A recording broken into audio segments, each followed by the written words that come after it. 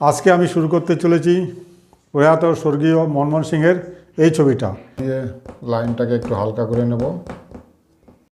আজকের এই পোর্ট্রেট ছবিটা আমি একদম পুরোপুরি দেখাতে চাই, সেই কারণে ভিডিওটা অনেক বড় হয়ে যাবে।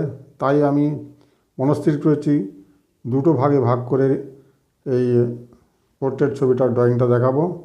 প্রথম ভাগে থাকছে বেসিক যে কালারগুলো, বেস কালারগুলো এক এক করে কীভাবে ফিল আপ করতে হয়,